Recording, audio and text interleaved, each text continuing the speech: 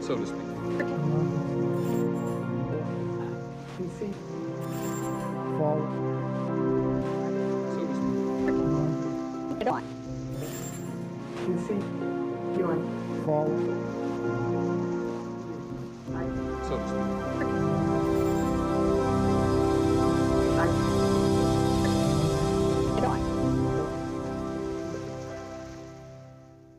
1992 was a year of kings.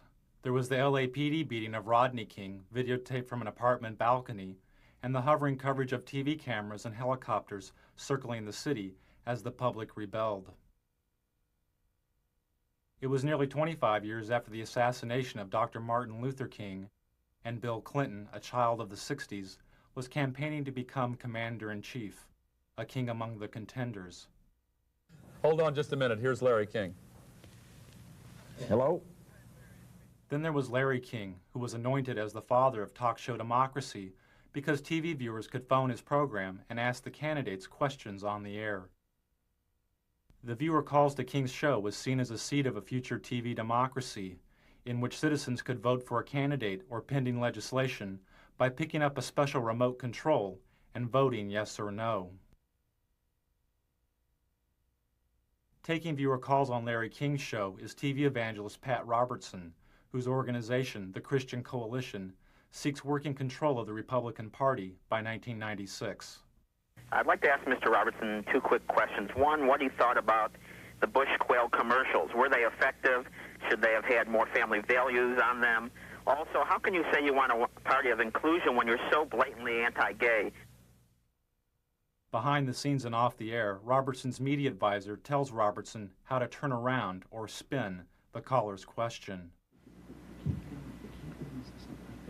take the one sentence, turn it around, go into the other issue. Remember, you're answering the question. You can talk about anything you want to. Well, I am moved. I want a kinder and gentler nation. This Bush campaign phrase was written by spin doctor and speechwriter Peggy Noonan.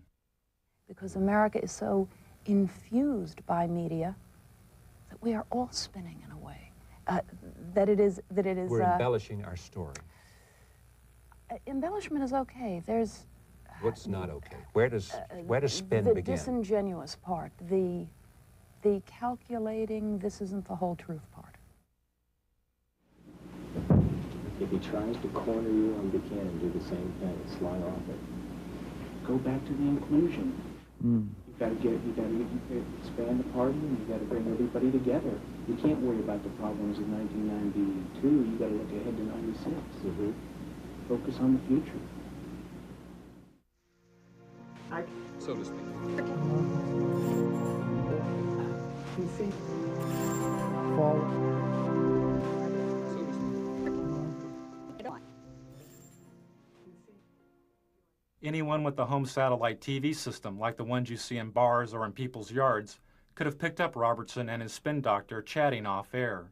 Dish owners are able to receive two types of TV. One is the regular TV programming you normally see on cable or the broadcast networks. Is that Helmstead still the next one? The other type of TV is the satellite feed, in this case the feed of George Bush and Larry King chatting during a commercial break. Kind of weird being seen around the world. Technology. It's amazing. I think Saddam Hussein is watching Mr. Raymond.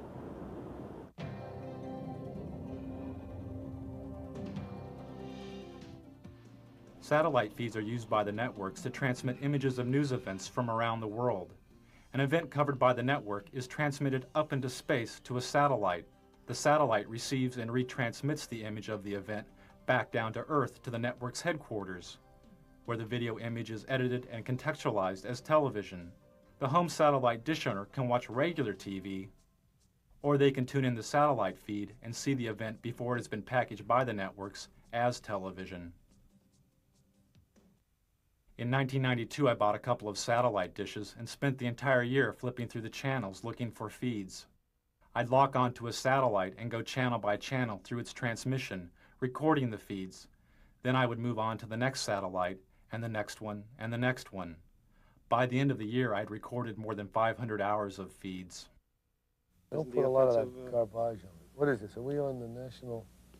Can we turn that off? I don't want to be on national television being Mr. Made Up. We're just turning the camera away from him, so he can be made up. Some of the feed guests knew, and some didn't know, their images were being broadcast, unscrambled and visible, to over 3.5 million dish owners across North America. Those who knew they were being watched attempted to stay out of satellite TV's wide frame.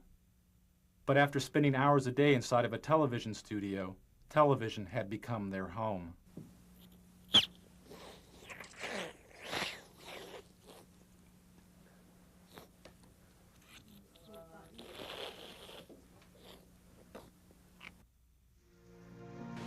So to speak.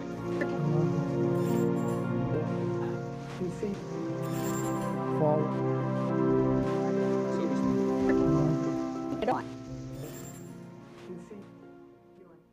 1991 and 92 had been years of political extremes for George Bush.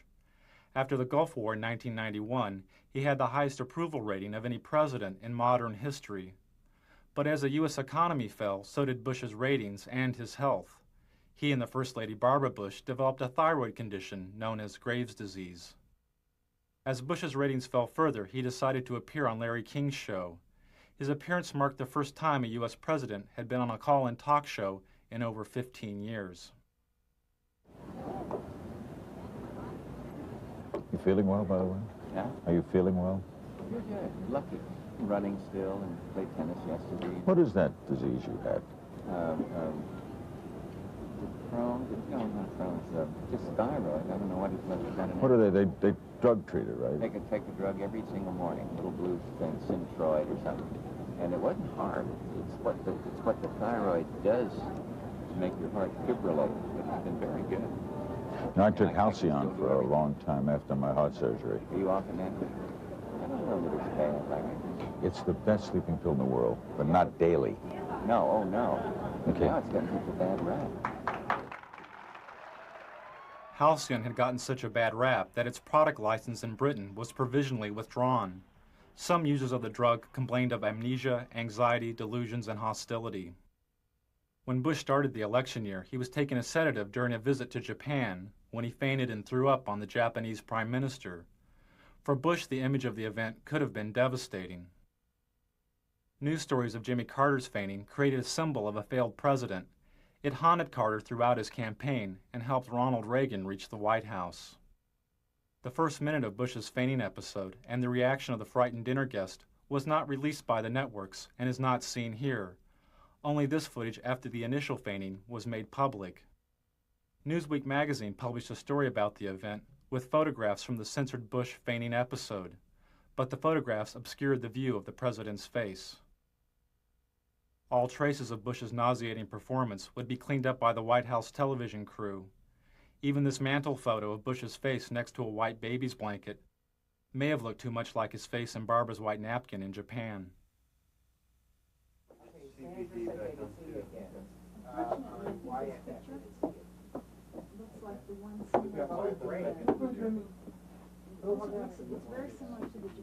You want to take one of Anna? You got it. Do whatever you need to do. So to speak. PC. Forward. So to speak. PC. Forward. This is the White House television studio, the satellite TV hub, which the president used to make news. From the White House studio, Bush would go up on a satellite, give a 5-minute interview with a local news anchor, disconnect, hook up with another local news anchor, give an interview, disconnect, hook up with another one, and do this again and again and again. This type of satellite whistle-stop campaigning is called the satellite tour. This is a technician at the White House hooking up with TV stations in South Carolina and Florida for a satellite tour by Barbara Bush. Channel 4, do you read us in Washington? WYFF. Come in, come in. Remember that every single man, woman, and child in the state of South Carolina awakens to a freer, safer world because of George Bush. WIS, do you hear us in Washington? I would remind people that Every single morning, we all awaken to a safer, freer world because of George Bush. WCBD, do you hear us in Washington?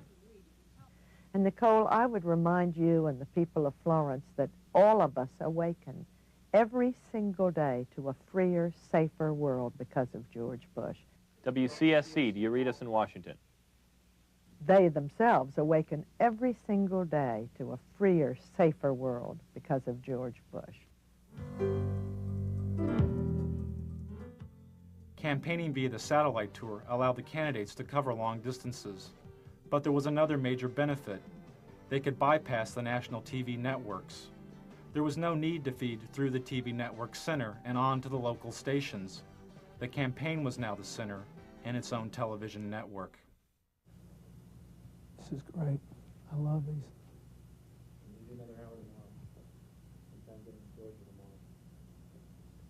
Can we do any more? We do some now. We do those two now. Gotta do some more in Florida and Texas. Have we done all of Colorado today? Yeah, we got one more Today.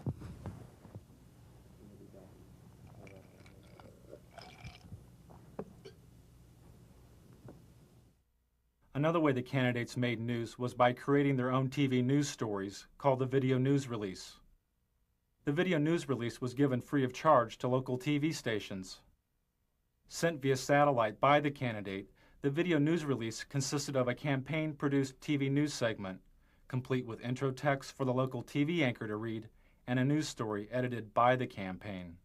I feel I have the experience and leadership to take America in new directions. One new direction, Job Training 2000. Mr. Bush's plan to retrain blue-collar workers and the unemployed for new job opportunities. The country's 11 largest business organizations endorsed. Nearly all the major candidates placed a video news release on local television, and nearly half the local TV stations which aired the releases didn't report that they had been produced by the candidate. For instance, this story's reporter, Michael Caputo, wouldn't be identified as working for the Bush campaign. Primaries March 17th. In Washington, this is Michael Caputo reporting. The campaigns had to pay out of their own pockets to produce the satellite media tours and video news releases. But their best and cheapest way of making news was through the TV talk shows. And the candidate's talk show of choice was CNN's Larry King Live, which made the front page of the New York Times 57 times during the election year. Before Al Gore was famous, Tammy, on his book tour, he drove over to Mutual Network all by himself, came up in that great Crystal City elevator. I still remember the day I became famous. Yeah. When your column in USA Today came out. On that thing, that book. I always remember the card you sent me. For the networks, making news meant making profits, as the candidates made nearly 100 talk show appearances. Tell Bill if he'd do that thing in New York, it would be terrific. He's so good at this. Clinton. Yeah, yeah. One of the problems with staying on the bus too long is the two of you guys are so good on media. Towards the end of the election, candidate appearances increased TV talk show ratings an average of 40%. You know what you ought to do? You ought to come out on the bus trip with us one day. We could do a joint interview from the bus. Larry King said the campaign ratings bonanza turned the election into a TV miniseries like Roots or The Thornbirds. We're out of time. You can invite us on the bus. Okay. We have plumb run out of time. Thanks for coming, Al. I'd like to invite you to come on the bus with us. 1992 was probably an historic first, as a major network's advertising revenues from its political coverage made more money than it cost to report the campaign. For CNN, the election was a watershed, as the network received its highest ratings since the Gulf War. But I want him to finish the thought here, because that's the one break we have to hit live. It's an around-the-world break. Hard to believe we're being watched in 151 countries. It's scary. I'm in Israel. I'm at the Wailing Wall. True story. Israel. Never been there before. There with my brother. I'm Jewish. It's my culture. I'm standing there as an old rabbi, davening. He's praying, old, a religious Jewish man. He looks up at me and he says, "What's with Perot?" I swear to God, what's with Perot? In Israel. I love it. It's crazy. Ted Turner changed the world. I'm a big fan of yours. Is it? He would serve you against it. You know what I mean? I'm really surprised. He's ready. What's he got left in life to gain? After you're elected, think about it. No dope. That's for sure. Great guy to work for, too.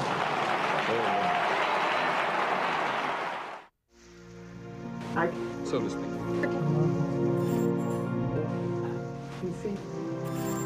Forward. So to speak. Get on. Forward. So to speak.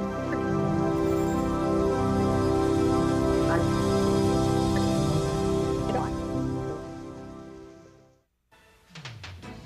Amid continuing allegations of tabloid reports pointing to extramarital affairs, Arkansas Governor Bill Clinton is this noon campaigning across the South.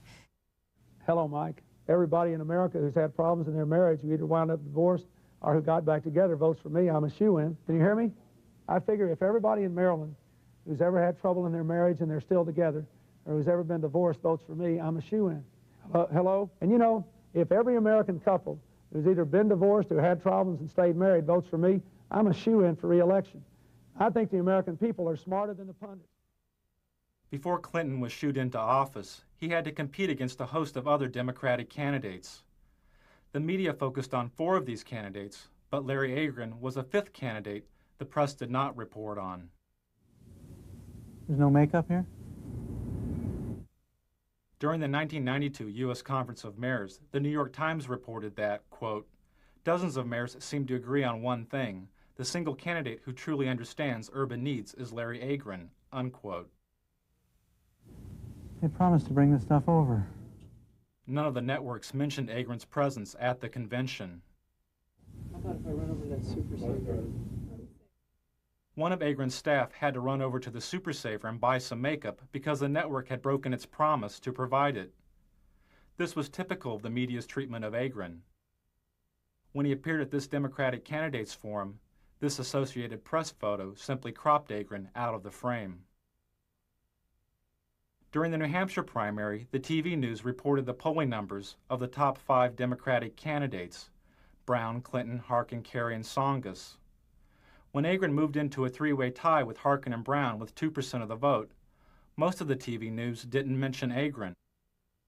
The day Bill Clinton captured what may have been the most valuable airtime of the entire election, as he spoke to 50 million viewers about his alleged affair, was the same day that a poll showed Agron's support at 4%. He had passed Brown and was the 5th leading candidate. When ABC's Sunday Evening News reported this poll, they simply deleted Agron entirely by not reporting his candidacy. During the New Hampshire primary, Agron's only live commercial TV appearance was through this satellite feed to ABC's Nightline. But the Nightline program wasn't directly about the election. When Agron complained to news executives about his lack of coverage, he was told he had not earned the right to media exposure because he had not received enough media exposure. And on stage, the 5 major contenders for the Democratic presidential nomination. Although Agron was on the ballot in nearly half the country, he was barred from most televised debates, including this one sponsored by the League of Women Voters. He couldn't meet one of the League's main criteria, which was, quote, recognition by the national media as a candidate meriting media attention, unquote. Good evening and welcome to the Democratic presidential candidates debate on urban America. Agron wanted to debate on urban America, calling for a 50% cut in defense spending and the reinvestment of some of that money into America's decaying cities. We are going to be coming to you, live from Lehman College, and you'll hear a bit of a disturbance in the background, but we'll go on with that in any case. The disturbance is Larry Agron asking to be included in the debate so that he can explain his plans for defense cuts and urban revitalization. Bronx Borough President Ferdinand Ferrer, and Mr. President, I suggest you wait for just a moment till the man is quieted or chooses to quiet down. All right, Agron was quickly arrested. His court date fell on the first day of the Democratic National Convention. During this campaign, but very little said about the problems facing America's cities. Tonight, we'll change all that. Without media exposure and the debates, Agron couldn't quickly receive federal campaign funds, and his candidacy lost momentum.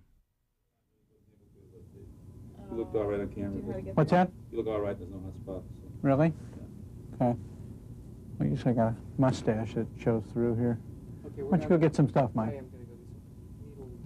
Oh, yeah. There we go. Campaign funds. The Democratic Party refused to include Agron in the debates or speak to the networks on his behalf. Agron talked about his exclusion, saying, "I've challenged my own party for its continuing complicity in Cold War thinking, Cold War rhetoric, and Cold War budgets." To restore order right now, there are 3,000 National Guardsmen on duty in the city of Los Angeles. Another 2,200 stand ready to provide immediate support. So to speak.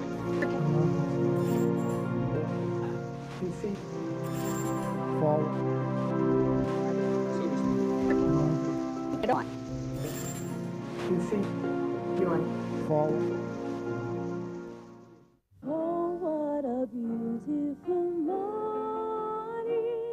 In 1992, the networks had their own solutions for urban decay. This morning we're here looking for solutions. CBS looked for solutions at LA's Martin Luther King Hospital.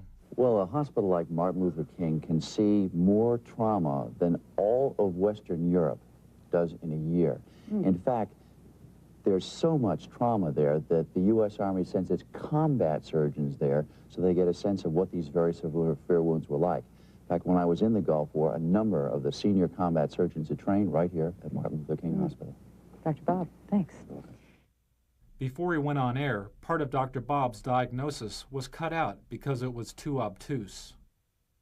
Yeah, sort of what's your impression? Because my impression is, you know, places like South Central LA, around the country, look more and more like real third world countries, or third world countries without the hope.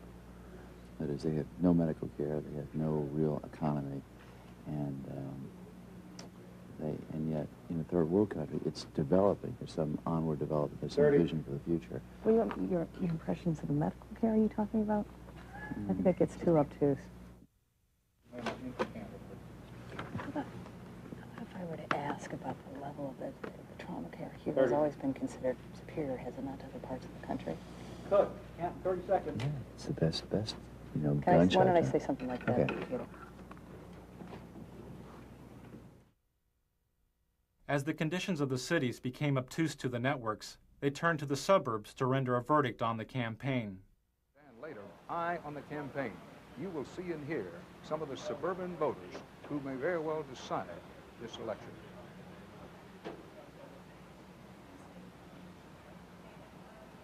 Back now live from St. Louis. There is news far beyond this city tonight. In, what is this, in Hawaii, in Haiti. Oh, well, they all look alike to me. In Haiti, a huge explosion leveled a three-story building in downtown Port-au-Prince. At least 15 Haitians were killed. Take a look at the roads leading into and out of Los Angeles. Lately, you see more taillights than headlights. A lot of people leaving this town for good. Where are they going? Anywhere else. Why? While the ethnically diverse cities were abandoned for the homogeneous suburbs, the networks created their own recipes for the melting pot. Make a note. Give it to Kathy, who may be the best at this. Since we're going to wish people a happy Rosh Hashanah, which is my idea and a good idea, just don't forget to check when Ramadan is. We have to wish all of our Muslim friends happy Ramadan. And then behind that, when you get to the Buddhist New Year, the year of the rat or the year of the monkey, whatever it is, we have to... got to be politically correct here, pal.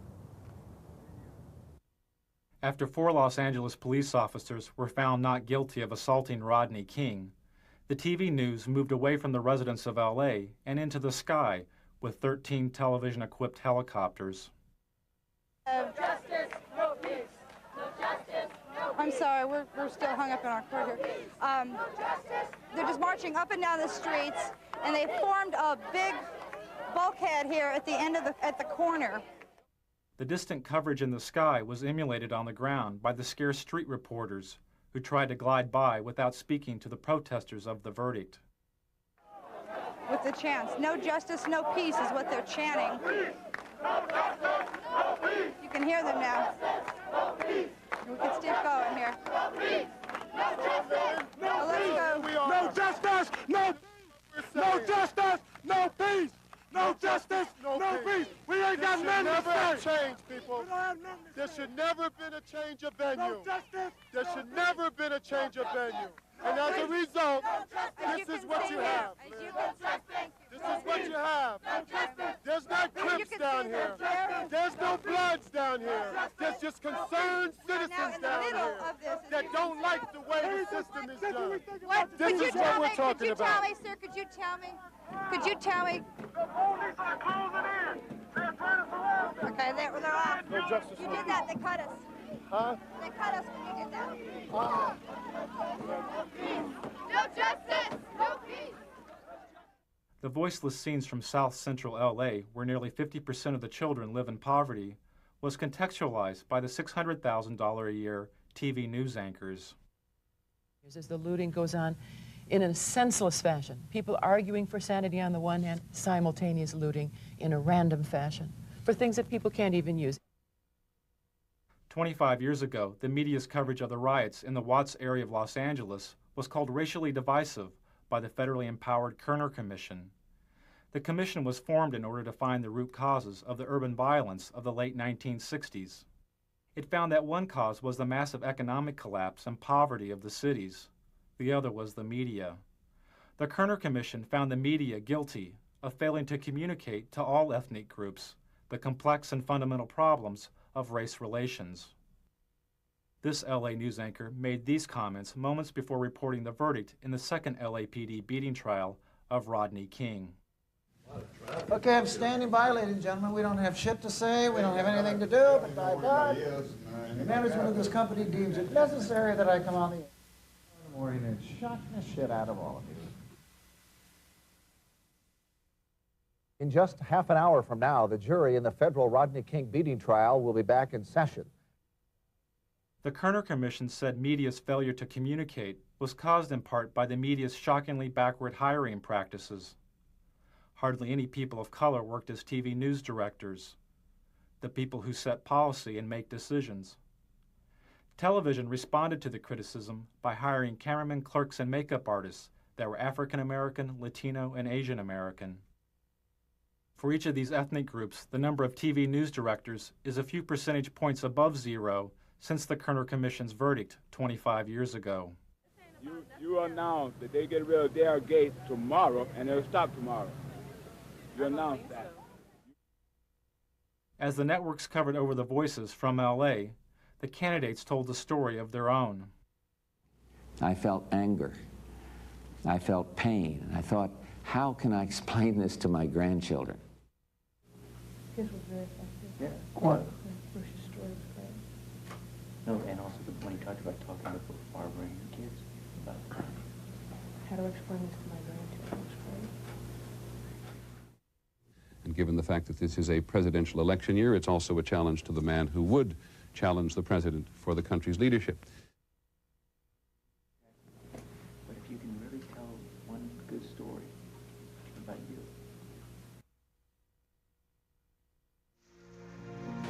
So to speak. PC.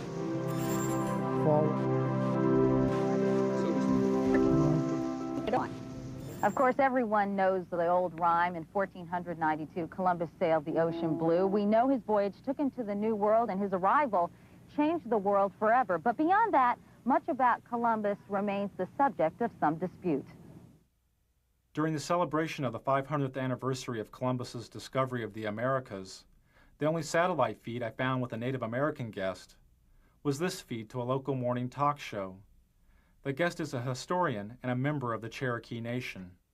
As you said he presided over the death of 250,000 people. No, that wasn't at his own hand. That was others who followed him and disease and that sort of thing. No, that he couldn't control. no, I'm talking about like his first 2 years here, 250,000. It's pretty well documented. He took his interpreters, he took his guides as slaves.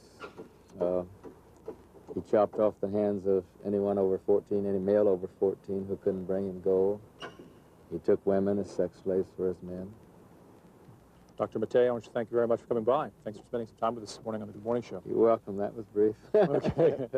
Hopefully painless, sir. The painful lessons of Columbus's past were never mentioned as the networks debated his legacy. Interesting debate. I'm not sure we settled it this morning, but we appreciate trying. That's true. Thank you both. Thank you. And we'll be back with more of our special edition of Today on Governor's Island right after this.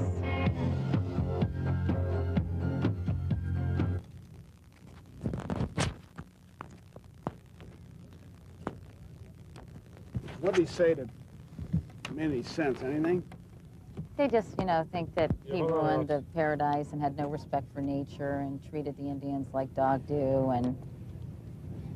What the hell is he doing? 1 minute. Okay. So to speak.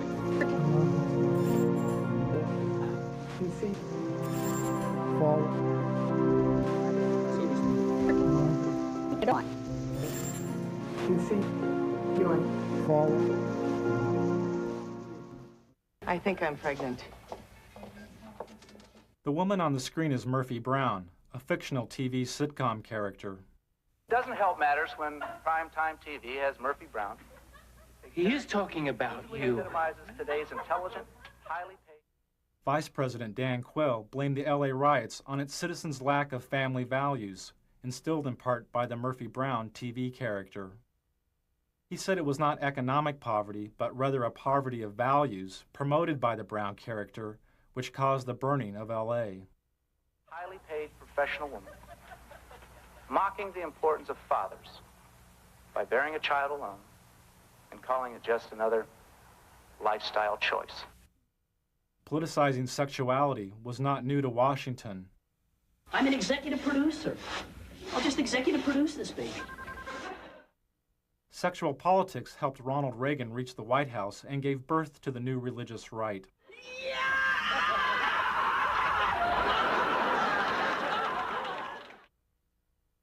After the Republicans lost the presidency to Jimmy Carter, some conservatives theorized if the Republican Party would oppose abortion, they could split the strong Catholic voting bloc of the Democrats and elect a Reagan and Bush ticket to the White House.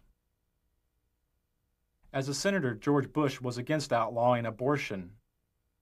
But as Reagan's vice presidential running mate, Bush changed his position and supported a ban on abortion. Well, you haven't given us any specificity about where you stand on it, Senator. In the past, particularly in the House of Representatives, you voted against federal funding for abortions, and that meant for poor women. In some circumstances. Well, tell us the circumstances, please. All right. The circumstances debated have involved rape and incest and life, where the life of the mother is in jeopardy. As a congressman, Al Gore voted against using federal funds for abortion. But as a vice presidential candidate, he changed his position and supported using federal funds for abortion as part of the Clinton health care plan.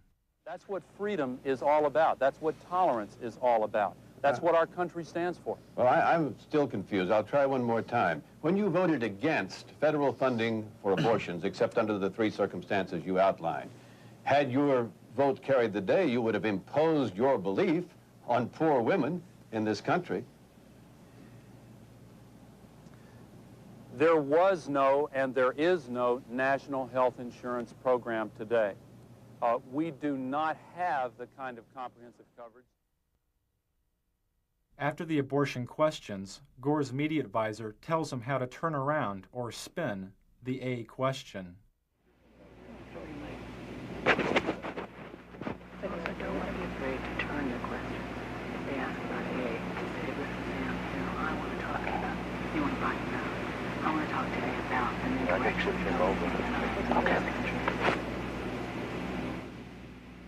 Okay. And the president of the Christian Broadcasting Network, Mr. Pat Robertson.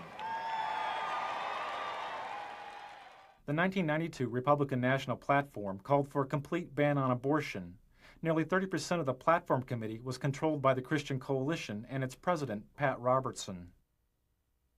The goal of Robertson's Christian Coalition is to gain working control of the Republican Party by 1996. I have 2 television networks. I have 3 radio news networks. I'm starting Standard News. I have 50 reporters right now working for me that are very fine. Robertson's reporters work for his Christian Broadcasting Network, or CBN. Through the 700 Club, CBN News reports reach over 43 million homes in the U.S. Operation Rescue has targeted 5 abortion clinics in Buffalo for a minimum of 2 weeks of activities aimed at shutting the facilities down. In 1992, Operation Rescue was a top news story for CBN. A battle both sides vow to win. Andrea Francis, CBN News.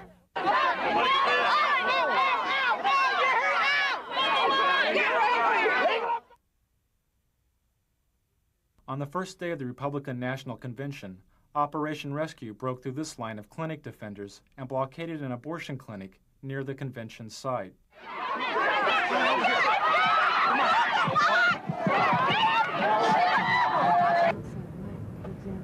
That same day, Robertson had this discussion with a CBN staff person. I have sent word to keep that Operation Rescue. I don't want one word on this program this week about Operation Rescue. We're not. We're not. I don't want to cover it. I don't want to talk about it. And I want you to... That same morning, Republicans who supported women's right to choose an abortion held a rally in Houston led by Ann Stone.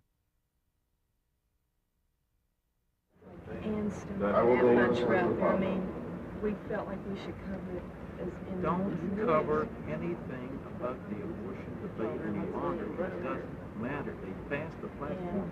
You need to get cameras covering our rally, our God. Oh, we're there. We're going to be there. And no, does it start? And then you need cameras it's crunch shooting time for President George Bush or me sitting in the vice president's spine. Various things. We can have you seated. Both. Both. Tuesday. 5 minutes before.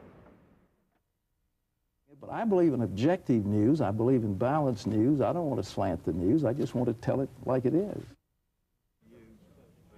How many camera crews do we have? We have 2 here. Right. You get 2 reporters, and you stick those cameras in face anybody you want to, and start asking questions. Hey, you Luke, ask a tough question, let them know right now we haven't seen you.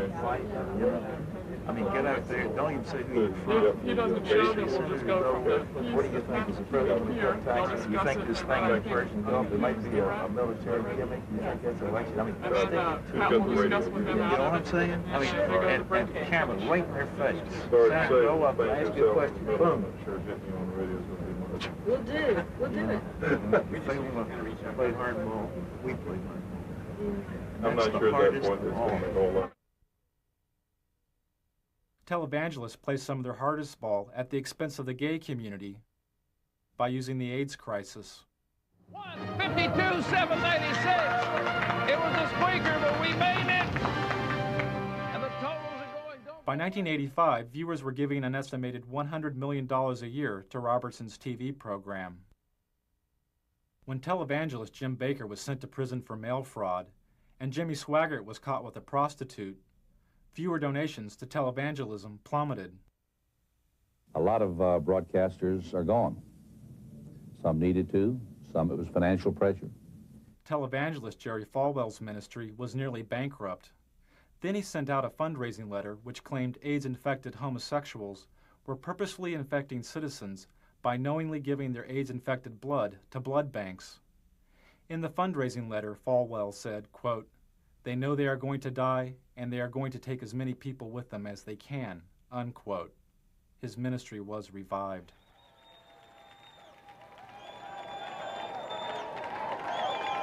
"75 years ago, a plague descended upon the world and covered the nations of Eastern Europe like a dark cloud. But ladies and gentlemen, a more benign but equally insidious plague has fastened itself upon the families of America. At the Republican National Convention, Robertson characterized communism and government bureaucracies as plagues, a thinly veiled reference to the AIDS crisis. Robertson supports the theory that gays have conspired with other supposedly subversive agents in order to undermine the nation. Ladies and gentlemen, the carrier of this plague is the Democrat Party. That Republican convention was one of the most hateful things.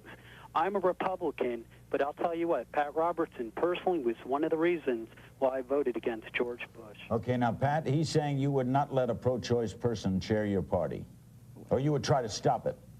He just contradicted what I just said. I'm sitting here in this chair telling you something different, and he said I won't do. How does he know what I'll do?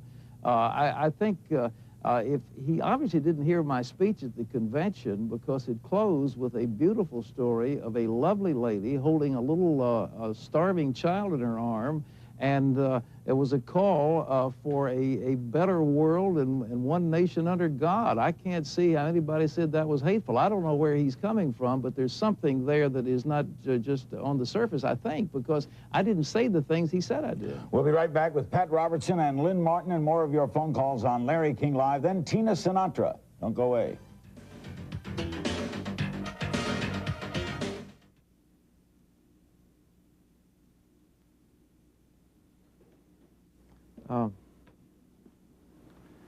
That guy was on the wall. Yeah, sure alive. You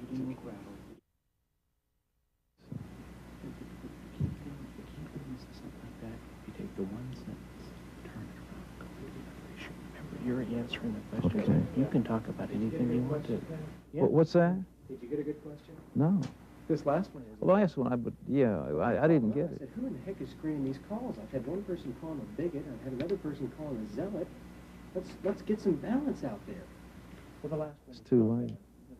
The last one's okay, but the first three were all homosexuals. I know. I've had this before. You can answer the question any way you choose to. I hear you. All right? Remember, so take it where you want it to go. Take it where you want it to go. I don't like the producer of this segment. Well, they were trying to set me up. That's what they told me. And that's what the Harris people told me. Did they accomplish it, or have I come back all No, right? I think you're fine. I think that I'm just very upset. Yeah. That they were trying to Well, You hasn't come across on your face as being angry. I don't know. I'm not angry. Who's angry? You look good. Well, thank you. We'll be- I think they'll be out of here in about another. I hear you. You're right. So to speak.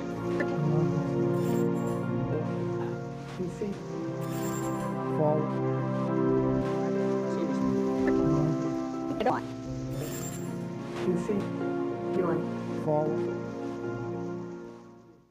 According to research and polls on the 1992 election, the information source which Americans valued more than TV news and TV talk shows was the presidential debates. And this would mean that there would be 4 televised presidential debates, more than ever held in any presidential election. And if Governor Clinton is serious about debating, he will accept this challenge, and he will instruct his campaign officials to meet promptly with my campaign officials to work out the details directly between the parties. Let's get it on. Bill, baby, let's do it. Get it on, as we say. Let's get up there and get it on, side by side. Sunday night, Mr. Bush is going to go on Larry King Live. So what I think is, Larry King ought to have us both on there and let the American people call their questions in. That's what we ought to do. Then we get the best of both worlds, one moderator and millions of questioners. I think it would really be a great thing.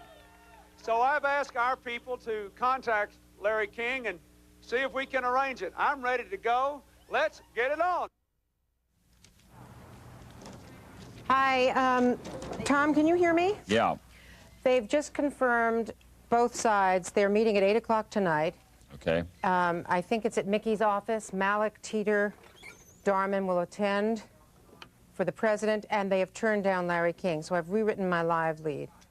After Bush turned down Larry King's show as the site of the first presidential debate, the debate over who would be moderator of the debates continued, as seen in these satellite feeds recorded over a 10-day period. Al looks great. You saw where he proposed you as the moderator of the debates. Who? What didn't we? I think we did. Yeah. When Hope so. well, when he was going, when the president was going to be on I'd the be show. happy to be at it.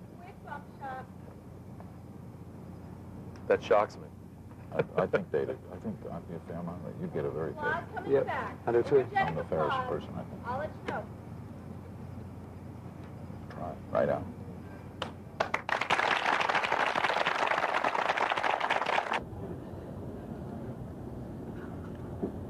You're doing great. I will tell you. I'll be the first to tell you. Did they pick the journalists today for St. Louis? Mm-hmm. Did they pick the reporters? Not yet. Mm-hmm. Okay. Thanks. And I still think, you know, there's a lot of merit to that. Who's on Sunday night? Do we know yet? No, the moderator. I don't think so. We know yet. No, it hadn't been chosen. But you have input. They have input. Pro has input. That's correct. Well, right up my alley. That stuff's right up my alley. No one would get an edge. What's that? To be fair.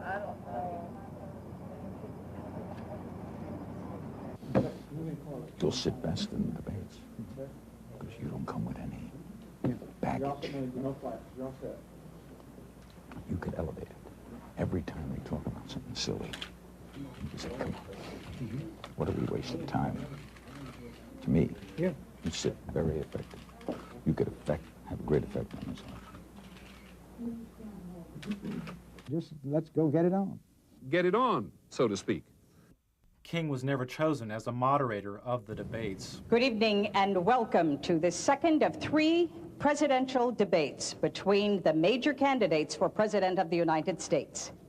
So, President Bush, I think you said it earlier, let's get it on.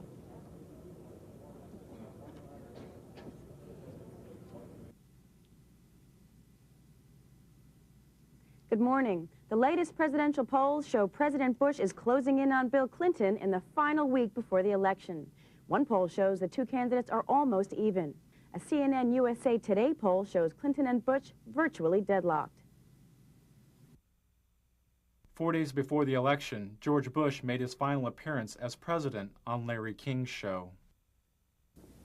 What a night, what a finish. What a year for me. Huh? A year for me, it's been unbelievable. Changed the world.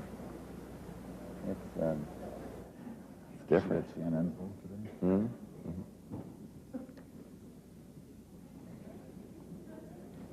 Unbelievable. Strangest year in the history of me. I hear you, Tom. Tell me about it. What? Tell me about it. Hold on. God, I got a darn cold. You got a cold? Fever. Some of my brothers in the drug business. Hold on one second. Slight cold.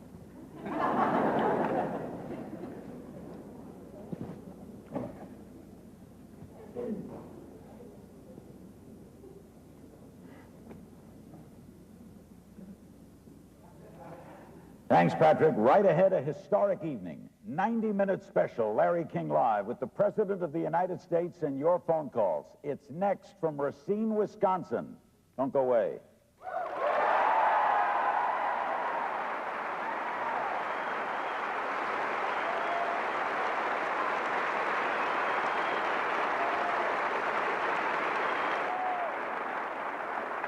My brother's in the pharmaceutical business.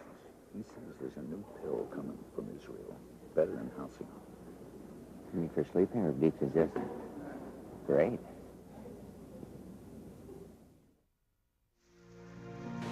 So to speak. PC. Forward. So to speak. Get on. PC. Viewing. Forward.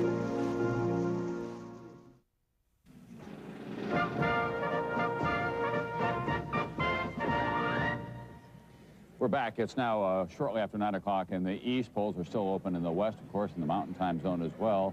There's a winner in the Rocky Mountain states. Colorado, 8 electoral votes. Perot was a big factor, taking away. 3 years after Bush's defeat, the Christian Coalition tripled its active membership to 1.5 million members. Clinton's taken New Mexico, according to them. Its annual budget has more than doubled, and the coalition holds virtual veto power over the Republican nominee for president in 1996. Rhode Island. Delaware. Mr. Roberts, would you like to reorganize the Republican Party around the Christian tenets that you hold so dear?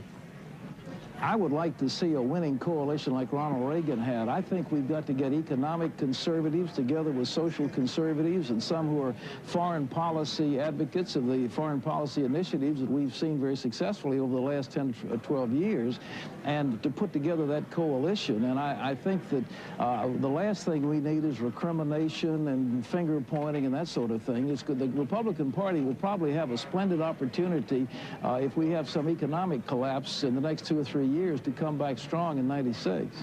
Pat Robertson, thank you very much. Thanks. Frank Gumble? Tom, that's the closest we've seen to the start of what might be a round of finger pointing. How much of it do you think we are going to see? Well, I think that the Pat Robertson movement, and he's not the only one who's involved in it, is very important and to some Republicans a little terrifying right now because they're very well organized. He says we're very important and very well organized in county by county. Yes, the new religious right.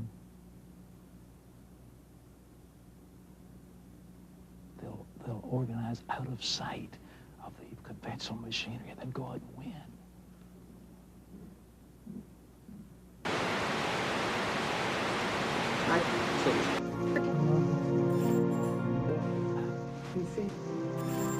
Forward.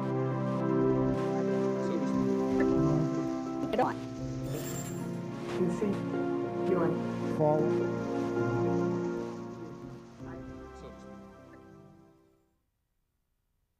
It was reported after the election that the Clinton White House uses the Department of Defense to intercept satellite TV feeds on a regular basis.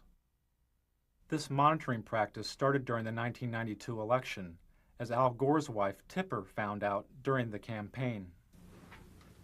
Everyone's watching on Little Rock. Okay. They're watching these satellite feeds? Oh yeah, we can, you know, that we pull it whenever any of you all do a satellite tour, they pull it down on Little Rock on all the monitors and the whole headquarters. Just the actual interviews, not this part. The Clinton campaign also intercepted the satellite feeds of the TV network news. Clinton strategists would watch the network's satellite feed of a network news story about Clinton. This would give the strategists the ability to respond to the story before it ever aired on regular network television. I feel like his goal is almost within reach. Clinton's trying to lift his sights beyond the attack politics. 4 years. Feeling that his goal is almost within reach, Clinton is now trying to lift his sights beyond the attack politics of the campaign. Clinton also monitored the satellite feeds of his opponents. According to the American Journalism Review, the Clinton campaign intercepted the satellite feed of a Bush commercial 36 hours before the commercial aired on network television. But here's what Clinton economics could mean to you. $1,088 more in taxes. $2,072 more in taxes. By intercepting the feed, Clinton strategists had the ability to respond to Bush's ad before the ad had ever aired. 4 years ago, he asked you to believe him. Read my lips. Now he's asking you to believe his attacks against Bill Clinton. I need to get the big banner on the PVC. I need to use it as a tool to flush out these Bush quail signs that say abortion right in the corner there, and you're probably going to... This is a satellite feed of a Clinton rally. The person you just heard speaking was probably one of Clinton's security team standing near an open microphone on the stage. The instructions he was giving may have come from Clinton's staff in Little Rock, which regularly monitored the feeds of Clinton's rallies.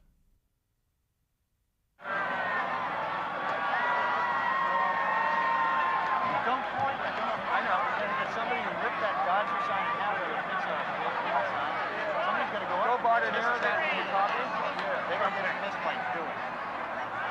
thing's going to kill us too. We can't block everything. Little Rock would watch the satellite feed of the Clinton camera slowly panning the audience like a surveillance camera. If they saw a protester at the public event, Little Rock could call the rally site to alert security. But whenever we do a live satellite feed of like a big rally or something, there was a really very interesting instance. The Buffalo rally, there were some protesters. And Little Rock saw it where the advanced people couldn't because they were backstage. So the desk, Dwight and those guys called the advanced people on the cell and said, no, walk 10 feet to the left. There's a sign in the camera shot there. Edge that guy over. I mean, so it's like Little Rock directed Buffalo and watched it dismantle on television. They watched the dismantling of a problem. Right. And they, you know, where the advanced person is in a sea of 2,000 people, Little Rock was able to say, move to, I can see you on TV. Now go 2 people over to your left. It was really very fascinating. High tech. Yeah, that's good. So that's why when they said there are shadows on your face, that was Little Rock calling, saying shadows on your face. Oh. See, everybody watches.